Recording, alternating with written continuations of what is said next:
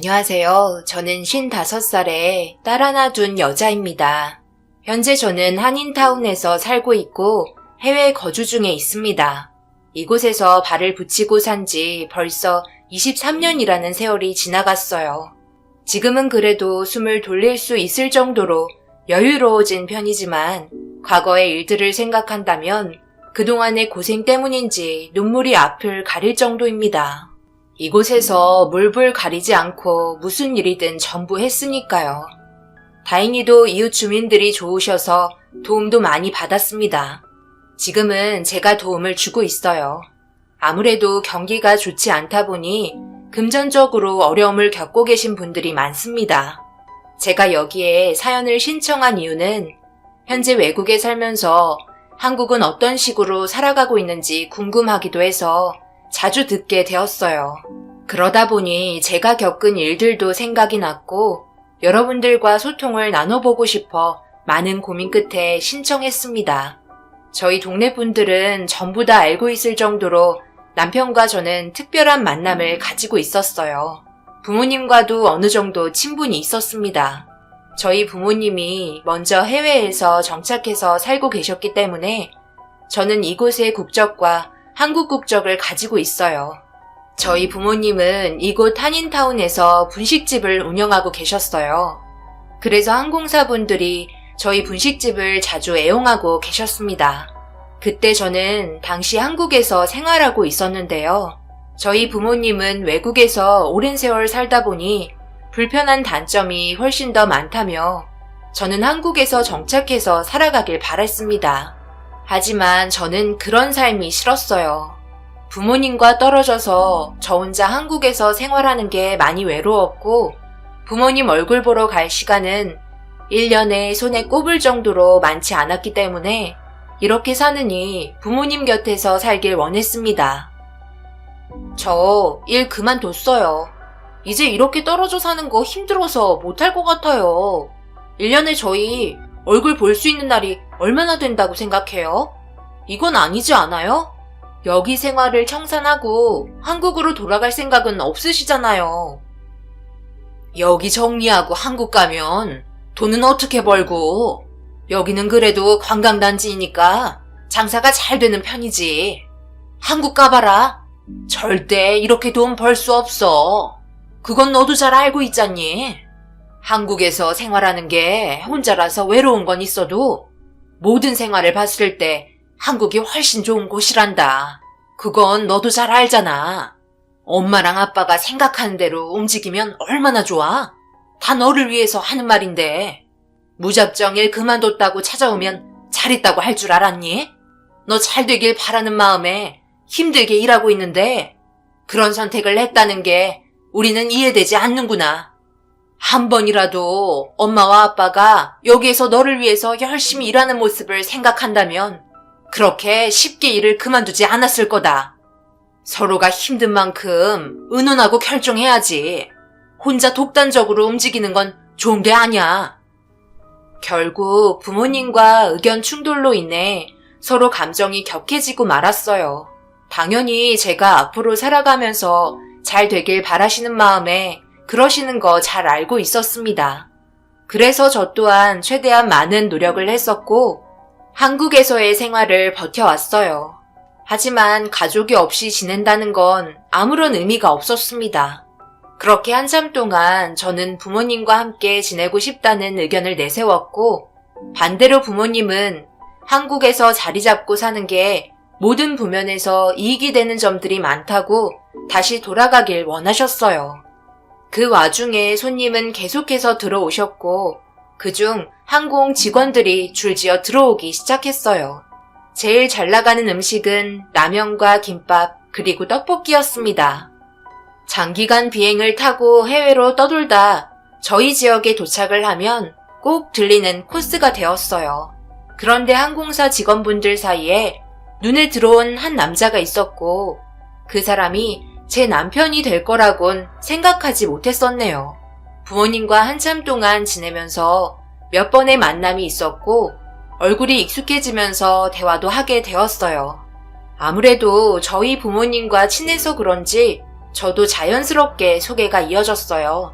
워낙 다른 삶을 살고 있는 사람이라 저와는 전혀 엮일 일이 없을 거라고 생각했었습니다. 그런데 자연스럽게 저에게 농담도 건네며 대화를 주고받으면서 점점 가까워졌고 부모님 몰래 좋은 감정으로 만나게 되었어요. 그리고 결혼에 대해 말이 나오면서 저희가 정식적으로 만나고 있다는 걸 솔직하게 얘기해 드렸고 부모님께선 엄청나게 놀라셨는지 믿지 않으셨어요. 그때의 남편이 진심으로 좋은 만남을 가지고 있었다며 결혼에 대해 진지하게 생각하고 있다고 재차 얘기하자 그제서야 실감을 하셨습니다. 그렇게 저희 집안에 먼저 인사를 드렸고 그때의 남편과 시간을 맞춰 한국으로 돌아가 남편의 부모님께 인사를 드렸습니다. 저희와는 비교도 되지 않을 정도로 잘 사는 집안이었어요. 갑자기 우리 아들이 결혼하겠다는 말을 해서 내가 얼마나 놀랐는지 모른다. 평생을 혼자 살겠다고 그래서 엄마 마음을 어찌나 속썩이던지 그동안 마음고생이 너무 심했는데 이렇게 며느리감을 데려오니 꿈만 꾸는 것 같구나. 부모님은 해외에서 지내고 계신다며 한인타운에서 분식집을 운영하고 계신다고 얘기 들었다. 해외에서 돈 벌기 쉽지 않을 텐데 고생 많으시네. 그럼 따로 하는 일은 없고 부모님 밑에서 일손 도와드리는 거니? 분식집 물려받아 계속 일할 생각인 거야? 네, 지금 현재까지는 그렇게 생각하고 있어요. 원래 한국에서 지냈었는데 혼자 사는 게 너무 외롭더라고요. 부모님과 떨어져 지내는 게 좋은 방법 같지는 않았어요. 부모님 운영하시는 식당도 성수기 때는 손님들이 너무 많아서 일손이 모자랄 정도예요. 그래서 해외에서 부모님과 정착해서 살기로 결정한 상태예요. 시모는 궁금한 점들에 대해 이것저것 물어보셨습니다. 아무래도 한국에 계시다 보니 결혼을 하게 되면 신혼집을 한국에 마련해서 살길 원하셨습니다. 여기에서 약간의 의견이 조율되지 않았어요. 일단 저도 생각을 해봐야 한다고 얘기했지만 시어머니는 저를 보며 탐탁지 않아 보이셨습니다. 아무래도 결혼 생활하면서 불편한 점들이 많을 거라고 생각하셨나 봐요. 무슨 일이 있을 때 자유롭게 왔다 갔다 할 수가 없어서 그 점이 싫으셨던 것 같았어요. 정말 오래간만에 한국에 왔지만 저는 한국이 고향 같다고 느끼는 것보다 오히려 힘들었던 기억이 많아 결혼을 해서도 해외에서 남편과 함께 지내고 싶었어요. 이 문제는 남편도 동의해서 진행하기로 결정한 건데 탐탁지 않아 하셨던 시어머니는 저와 남편의 결혼을 결국 반대하셨습니다. 순조로울 거라 생각하지 않았고 모든 게 원하는 대로 이루어질 거라고 예상하지 않았어요. 결국 집으로 돌아가기 위해 비행기 표를 끊고 기다리고 있는데 그때의 남편은 시어머니의 행동에 대해 불만이 많았는지 오랜 시간 전화통화를 하고 있었습니다. 그렇게 저는 다시 일상으로 돌아왔고 남편도 다시 일상으로 돌아갔어요. 서로 자주 연락하면서 최대한 좋은 방향으로 만들어 가기 위해 정말 많이 노력했어요. 그리고 저희가 진심으로 사랑하고 있다는 걸 느끼신 건지 결혼을 허락받을 수 있었고 정말 오래간만에 식당 문을 닫고 상견례를 하기 위해 부모님과 한국에 도착했어요. 부모님은 옛날의 추억이 떠올랐는지 입이 멈추지 않을 정도로 정말 많은 얘기를 해주셨습니다. 그렇게 약속된 상견례를 하기 위해 식당에 도착해 앉아서 기다리는데 밝은 얼굴로 저를 보며 다가온 남편의 모습을 보며 기분 좋은 시작으로 상견례가 진행이 되었습니다. 걱정했던 거와 다르게 분위기 좋게 식사 자리가 마무리되었고 저희는 그토록 원하던 결혼식까지 무사히 끝낼 수 있었어요. 남편은 항공기장으로 일을 하는 동안 많은 스케줄로 인해 함께 할 수 있는 시간이 많진 않았지만 그래도 평생을 함께 할 수 있어 행복했고 무사히 집에 돌아오기를 바랬습니다. 그렇게 신혼생활을 즐기고 있는데 시어머니한테 전화 한 통이 왔어요. 한국에는 언제 올 거니? 너희 결혼하고 나서 얼굴 한번 내밀고 1년이 다 지나도록 오지 않고 있잖아. 곧 명절도 다가오는데 어떻게 할 건지 우리 아들이랑 얘기해봤니? 내가 아들한테 전화해서 언제 올 거냐고 물어보면 시간 내서 한번 온다고 하더니 여태까지 연락 한 통 없구나. 이런 건 네가 옆에서 잘 처리해야 되는 거잖아. 이번 명절날 꼭 오길 바란다. 그때 날짜가 맞아야 갈 수 있을 것 같아요. 저희 남편도 비행시간이 비어야 시간을 낼 수 있잖아요. 그 전에라도 한번 들리도록 할게요. 내가 이래서 처음부터 반대한 거야. 한국에 신혼집 마련했으면 이런 일도 없는 거잖아. 남들은 며느리가 명절날 와서 전도 부치고 집안일도 전부 도와준다고 하더구만. 나는 며느리한테 대접 하나 받지도 못하고 이렇게 늙다가 세상 떠날 것 같네. 시어머니의 불만은 점점 더 커지기 시작했어요. 처음에는 그래도 저희 의견에 동의했지만 시간이 지나면서 저희와 의견 충돌이 점점 더 심해졌습니다. 결국 모든 일정을 끝내고 집으로 돌아온 남편에게 시어머니와 있었던 일에 대해 얘기하자 표정이 굳어졌고 명절날은 한국운행이 계속해서 있을 거라며 나중에 따로 시간을 내서 가야 할 것 같다고 시어머니한테 따로 전화해서 설명하기 시작했어요. 그렇게 살아가면서 시어머니는 전화만 하면 저에게 막말을 퍼붓기 시작하셨습니다. 결혼을 했으니 이런 일들 또한 제가 감수해야 될 일이었어요. 그래서 아무 말 없이 시어머니의 말을 들어줬고 그런 관계가 계속 유지되면서 분위기가 심각해질 때쯤 저에게 임신 소식이 찾아왔고 뜻밖의 소식에 시어머니는 마음이 어느 정도 풀어진 것 같았어요. 임신을 했으니 조만간 한국에 갈 거라고 생각하셨는지 들떠 있었습니다. 남편과 저희 부모님은 임신 소식에 기뻐했고 오래간만에 저희 모두 한국으로 떠나게 되었어요. 겸사겸사 떠난 거라 저희 부모님은 여행 계획을 잡으셨고 며칠 되지 않는 시간에 저는 시댁에서 시간을 보냈습니다. 남편은 한국에 오면 항상 바빴어요. 워낙 많은 일들을 하기 때문에 제가 알지 못하는 부분들이 상당히 많았습니다. 그리고 저희가 한국에 오면 시어머니는 남편과 함께 그동안 못했던 볼일을 보느라 바삐 움직였고 저는 대부분의 시간을 시댁에서 집안일도 하고 시어머니가 시킨 음식 준비를 했어요. 그렇게 저녁 시간이 돼서야 들어온 시모와 남편을 위해 밥상을 차리고 있는데 뭔가 심각한 얼굴 표정을 받고 둘이서 거실에 앉아 계속해서 대화를 이어나갔어요.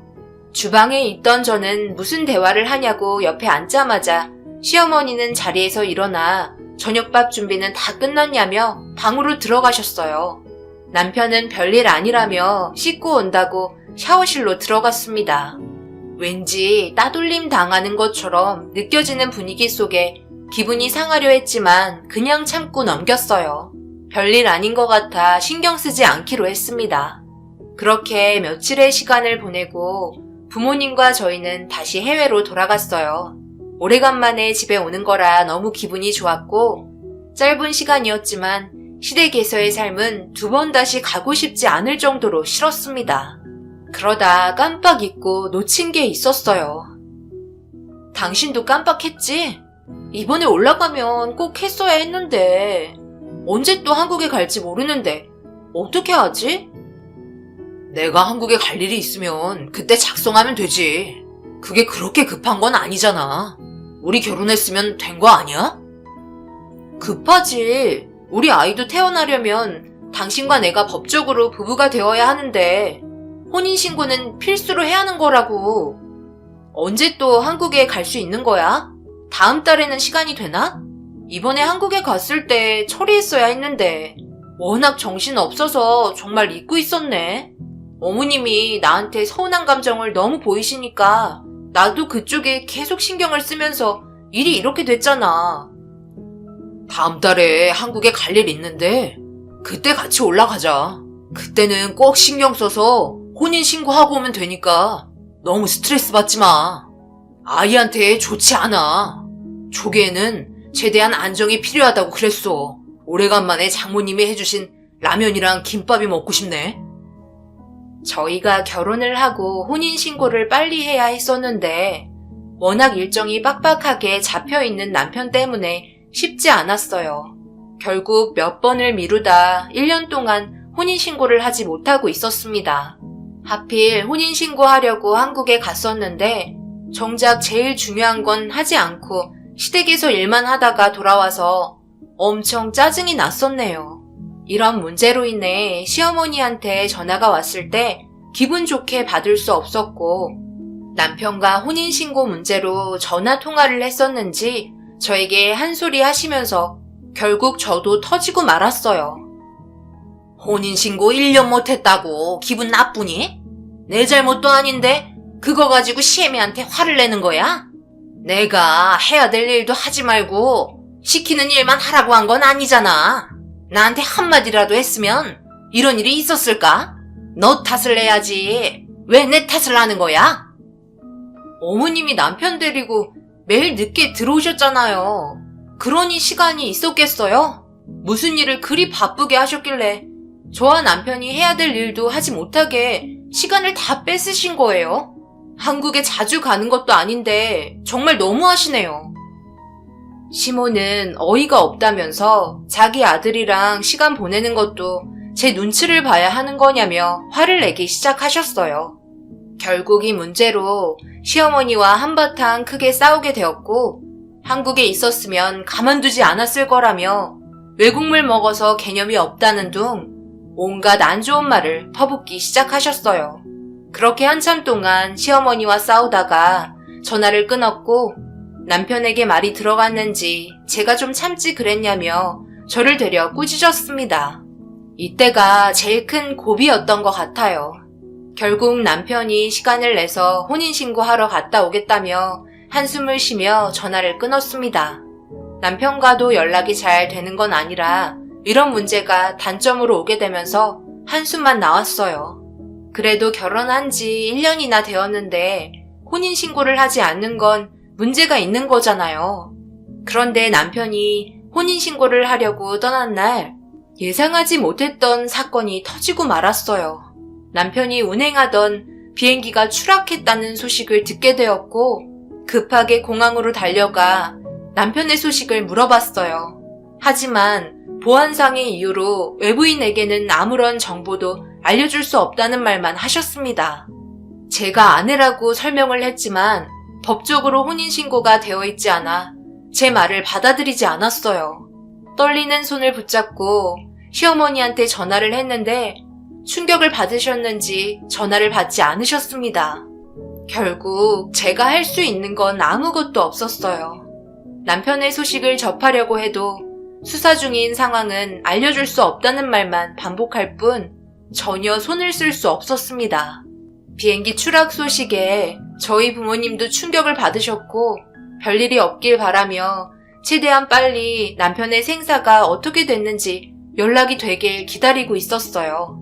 그렇게 시간이 흐르고 수십 번 시어머니한테 전화를 걸어봤지만 받지 않아 답답한 마음에 발만 동동 구르며 세상을 떠난 사람들의 명단을 확인할 수 있었습니다. 그리고 충격적이게도 그 명단에는 남편의 이름이 적혀 있었고 그 자리에서 주저앉고 말았어요. 모든 게 제 탓 같았습니다. 괜히 신경 쓰게 하고 이것 때문에 사고가 난 것 같아 그 자리에서 오열을 하고 말았어요. 남편이 운영하고 있던 항공은 외국 계열 항공이라 한국선이 아니라서 의사소통하는 것도 상당히 힘이 들었습니다. 절차도 상당히 까다로웠고 남편의 물건조차 받기가 어려웠어요. 그런데 시어머니는 왜 전화를 받지 않는 건지 전혀 이해할 수가 없었습니다. 너무나 큰 충격으로 인해 받지 않는 건지 답답하기만 한 시점에 남편의 물건이 저에게 들어왔고 다 타버린 물건 몇 개만 있었어요. 비행기에 타고 있던 승객들은 전원 세상을 떠났다는 소식과 따로 장례를 치를 수 없는 상황에 많은 사람들이 추락한 비행기 근처에서 장례를 치렀습니다.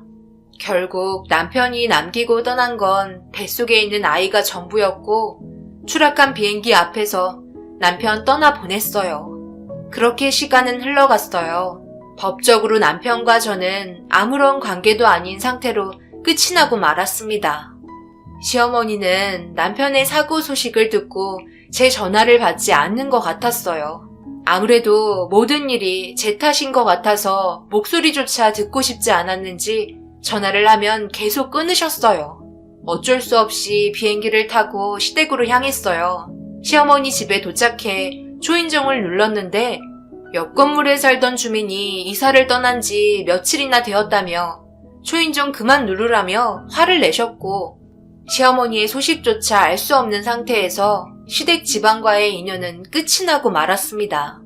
그동안 남편과 함께 살았던 신혼집은 저희 부모님이 가지고 계신 건물이었어요. 리모델링해서 신혼집으로 꾸며서 살았었죠. 함께 했던 추억들은 너무나 많은데 그 흔적들은 전부 꿈인 것만 같았습니다. 하지만 뱃속에 있는 아이가 꿈이 아닌 현실이라고 말해주고 있었고 며칠 동안 저는 눈물을 멈출 수 없을 정도로 상당히 큰 충격에 헤어나올 수 없었어요. 그렇게 시간은 멈추지 않고 계속해서 흘러가면서 뱃속에 있는 아이는 어느새 20대가 되었고 그 사이 저희 부모님은 세상을 떠나셨습니다. 어머니가 암으로 떠나시면서 아버지도 그동안 함께한 세월 때문인지 슬픔을 견디지 못하고 술에 의지한 채 매일을 지내시다가 결국 사고로 떠나셨어요. 그렇게 저 혼자 아이를 키워야 했고 부모님이 남기고 떠나신 식당을 힘들게 운영하며 버텨왔습니다. 그 기간 동안 주변 분들의 많은 도움을 받았고 저희 딸은 한국에서 사업 운영을 하며 생활하고 있었어요. 그때는 몰랐지만 부모님의 마음을 이해할 수 있었던 게 살기에는 외국보다 한국이 좋다는 걸 너무나 뼈저리게 느끼게 되었어요. 그래서 부모님이 저에게 했던 것처럼 저 또한 제 딸에게 똑같이 하고 있었습니다. 그래도 딸이 운영하는 사업이 잘 되고 있어서 가끔 한국에 가보면 직원분들도 몇 명이나 있었고 꽤 크게 자리를 잡은 것 같아 안심이 되었습니다. 제가 어렸을 때부터 식당을 운영하는 모습을 봐서 그런지 일찍 사회 경험을 하면서 요식업 쪽에 관심이 많았어요. 젊은 나이지만 남들보다 일찍 뛰어들면서 자리를 잡은 상태라 주변 사람들이 인정을 해줄 정도로 자신의 인생 계획을 잘 만들어가고 있었습니다.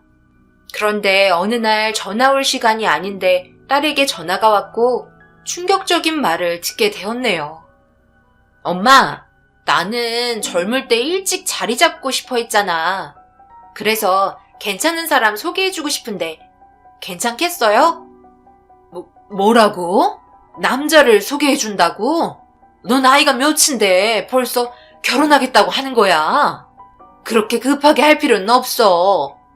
충분히 네가 하고 싶은 일들 하면서 생각해도 늦지 않는다. 얼마 만나지도 않았을 거 아니야. 저랑 같은 계열에 일하는 사람인데 저보다 한 5살 정도 많아요. 대화도 잘 통하고 앞으로 같이 하면 더 많은 것들을 얻을 수 있을 것 같아서 이 사람과 결혼하고 싶다는 생각이 들었어요. 일단 가볍게 얼굴이나 한번 볼래요? 딸의 결정에 놀랍기도 했지만 그동안 자신의 일에만 열중하던 딸이 남자를 소개해 준다는 게 얼마나 큰 의미인지 잘 알고 있었습니다. 그만큼 신중했을 거라 생각했어요. 인생 경험이 많지 않았지만 저희 딸도 성인이고 혼자서 모든 걸 결정할 수 있는 나이기 때문에 차후에 문제가 있는 부분들은 충분한 대화로 풀어나가기로 결정을 하기로 했습니다. 그렇게 딸은 자기가 좋아하는 남자를 데리고 제가 있는 곳까지 비행기를 타고 날아왔어요. 첫인상을 보자마자 좋은 느낌을 받았었고 침착한 느낌과 예의 바른 성품이 제 딸이 좋아할 것 같았습니다. 서로 궁금했던 점들에 대해 물어보며 앞으로 어떤 식으로 만남을 가질 거냐고 계획을 듣고 싶어 하자 제 딸과 앞으로 많은 꿈을 펼치고 싶어 하는 것 같았고 벌써 둘은 계획을 가지고 있었습니다.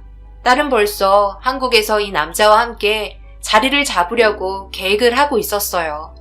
둘 다 저를 바라보는 눈빛은 확고해 보였고 둘의 결정을 꺾고 싶지 않았습니다. 그렇게 결혼하겠다는 거 허락을 해줬고 속전속결 상견례 날짜까지 잡게 되었어요. 정말 오래간만에 밟아본 한국 땅을 느끼며 상견례 장소에서 딸과 만나기로 했어요. 가는 동안 남편과 처음 인사드리러 갔을 때가 생각이 났고 그때의 기억들이 제 머릿속에 그림처럼 펼쳐지며 가슴을 두근거리게 만들었습니다. 그렇게 딸과 만나 예비 사돈분들을 기다리고 있는데 예비 사이가 먼저 들어오고 그 뒤를 따라 들어온 예비 사돈과 안사돈의 얼굴을 보며 반갑게 인사하는 순간 엄청난 일이 벌어지고 말았습니다. 23년 전 비행기 추락으로 세상을 떠난 남편이 제 앞에 나타나 있었고 저를 본 남편 또한 순간 당황했는지 난처한 얼굴로 시선을 회피하고 있었어요.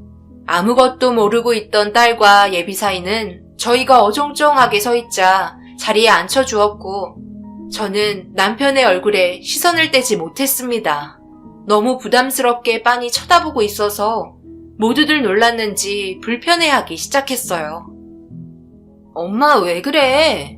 무슨 일 있는 거야? 아버님 얼굴에 뭐가 묻었어? 부담스럽게 왜 이렇게 빤히 쳐다보는 거야? 실례잖아. 우리 남편이 워낙 잘생겨서 놀랐나 보다. 얼굴에 시선을 떼지 못하고 계시네. 저기요 사돈, 얼굴 닳겠어요. 당신이 왜 여기에 있는 거야? 당신은 23년 전 비행기 추락으로 세상을 떠난 거 아니었어? 지금 이게 무슨 일인 거야? 비행기 사고? 그게 무슨 말이에요? 우리 남편이 비행기 사고로 세상을 떠났다뇨. 너희 엄마 정신이 이상한 거 아니니? 엄마 왜 그래 갑자기? 사람 난처하게. 무슨 일 있는 거야? 혹시 두 분 서로 알고 계시는 사이예요? 아주 잘 알지. 너무 잘 알아서 내가 지금 무슨 말을 해야 할지도 모르겠다. 어떻게 된 건지 빨리 설명하라고요. 당신이 지금 그쪽 아들이랑 결혼시키려고 했던 며느리가 우리 사이에 생긴 자식인 건 알고 있어요? 우리 딸이라고요. 당신이 비행기 사고가 나서 23년 동안 단 한 번도 얼굴을 본 적 없었던 우리 딸이라고. 어떻게 된 건지 빨리 말해요. 남편은 얼굴이 사색이 돼선 자리에서 일어났고 이상한 사람 다 보겠다며 상견례는 없었던 걸로 하자며 밖으로 나가려고 하자 제가 팔목을 잡았고 그 모습을 지켜본 안사돈이 제 얼굴에 손이 날라왔습니다. 그리고 모든 상황이 엄청 안 좋아지기 시작했어요. 딸은 안사돈이 제 얼굴에 손이 올라가는 걸 보고 앞뒤 안 보고 손부터 올라가는 게 맞는 거냐고 소리치기 시작했어요. 결국 양가 집안 상견례도 하기 전에 아수라장이 되었고 서로의 안 좋은 감정은 좀처럼 진정이 되지 않았습니다. 그렇게 끝까지 입을 꾹 다물고 있던 남편이 드디어 입을 열면서 그동안 있었던 일에 대해 엄청난 사실을 털어놓게 되었어요. 모든 건 세상을 떠난 시어머니의 계획에 움직이고 있었습니다. 비행기가 추락했을 당시 남편은 운행을 하지 않고 있었어요. 남편은 벌써 저랑 만나기 5년 전부터 가정이 있던 상태였습니다. 지금의 안사돈과의 자식이 한 명 있었고 그 후에 저와도 만남을 가진 거였어요. 그래서 그게 걸릴까봐 혼인신고도 계속 미룬 거였고 그날 남편이 운행해야 되는 비행기를 다른 항공기장이 대신 운행을 해주게 되었습니다. 그런데 하필 비행기가 추락하게 된 거였고 비행기 안에 있던 남편의 소지품을 보고 세상을 떠났다고 오해하고 있었습니다. 보안상 많은 걸 알려주지 않았기 때문에 저희는 그냥 그렇게 알고 있었던 거였어요. 시어머니는 하늘이 준 기회라고 생각했는지 남편을 설득시켜 더 이상 발목 잡히지 말고 저를 정리하게 만들기 위해 잠수를 타게 만들었고 개명까지 하면서 나중에 다른 항공사에서 계속해서 일을 하고 있었습니다. 그리고 시어머니는 급하게 이사를 가면서 흔적을 남기지 않았어요. 법적으로 아무것도 아닌 그냥 동거녀에서 끝이 나버린 저는 할 수 있는 게 없었고 뱃속에 있던 딸이 태어나고 여태껏 힘들게 살아오게 된 거였죠. 너무나 당황스러웠고 믿을 수 없는 일들로 인해 화가 머리끝까지 차오르고 말았습니다. 남편의 말을 들은 안사돈은 여태껏 자기를 숨기고 또 다른 자식이 있었냐며 소리치기 시작했고, 남편은 아니라고 손을 절레절레 흔들고 있었어요. 배다른 2명의 자식들은 서로 이루어질 수 없는 관계였고, 딸은 충격적인 상황에 그 자리에서 주저앉고 말았습니다. 그래서 뭐 어쩌라는 거야? 당신은 그냥 짧게 재미본 동거녀일 뿐이잖아. 이거 보여? 나는 이 사람이랑 법적으로 부부인 걸 증명하는 반지를 끼고 있다고. 당연히 혼인신고는 결혼하자마자 진행했지. 그쪽처럼 멍청하진 않다고. 더 이상 할 말 없으니까 이쯤에서 정리하는 게 좋을 것 같은데. 아들, 가자. 저런 더러운 사람이랑 엮이면 골치 아프다. 뭐라고요? 지금 우리 엄마한테 뭐라고 그랬어요? 더러운 사람이요? 더러운 사람은 우리 엄마가 아니라 아줌마랑 저 사람이죠. 말은 똑바로 해야지. 이래서 사람은 죄를 짓고 살면 안 돼. 어차피 다 드러나게 되어 있잖아.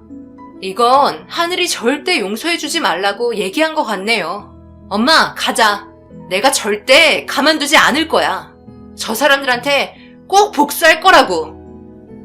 제 딸은 더 이상 그 자리에 있고 싶지 않았는지 저를 붙잡고 밖으로 나왔어요. 엄청난 충격에 딸의 눈에 눈물이 흘렀고 처음 본 아빠의 모습에 많이 괴로운 것 같았습니다.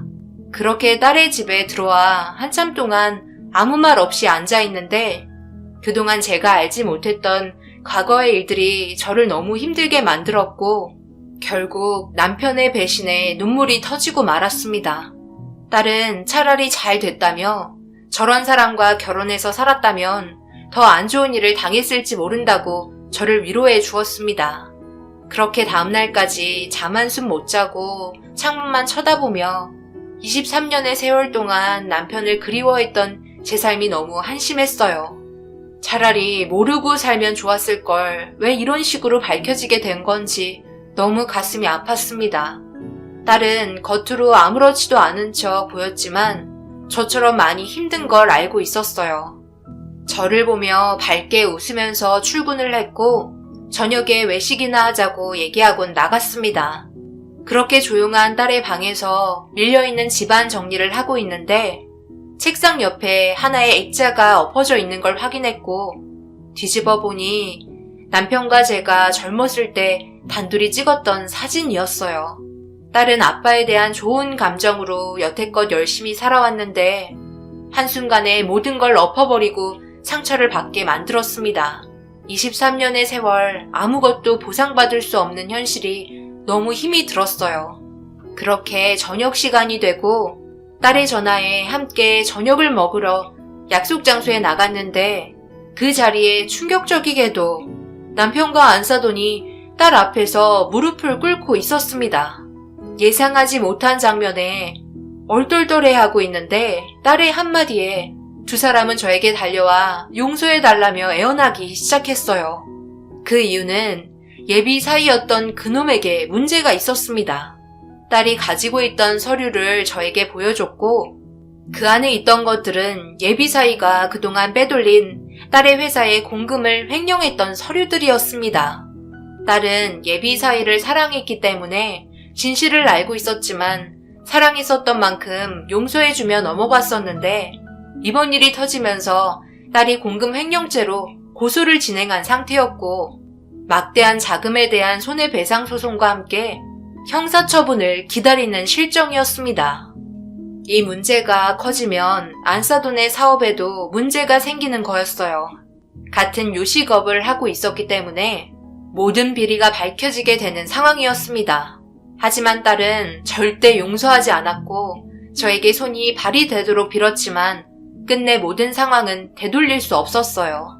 결국 안사돈이 운영하던 요식업 또한 딸과 계약했던 모든 것들이 해약이 되면서 그에 따른 손해배상과 함께 자기 아들의 죄가 드러나면서 한순간에 바닥으로 떨어진 이미지로 결국 크게 운영하던 회사는 회복 불능 상태로 망하게 되었습니다. 결국 받은 대로 되돌려주는 딸의 행동에 충격을 받은 남편은 결국 너무 큰 충격을 받아들이기 힘들었는지 뇌출혈로 쓰러진 상태로 알고 있습니다. 자신들이 저지른 행동을 다시 되돌려 받게 되었어요. 그동안 숨기면서 두 발 뻗고 잘 살았으니 그에 따른 벌을 받아야 한다는 건 당연한 것 같아요. 하늘은 이 사람들을 절대 용서해주고 싶지 않았나 봅니다. 결국 제 딸이 모든 걸 갚아주었고 더 이상 한국에 있고 싶지 않다며 모든 걸 다른 사람들에게 처분하고 현재 저와 같이 살고 있습니다. 아마 딸도 이런 상황에서 혼자 살아간다는 게 힘들 것 같다고 생각하고 있는 것 같아요. 겉으로는 강해 보여도 속은 여린 딸이 얼마나 가슴 아팠겠어요. 앞으로 저희 가족에게 좋은 일들만 있었으면 좋겠습니다. 그래도 지금은 딸과 매일을 함께해서 행복하네요.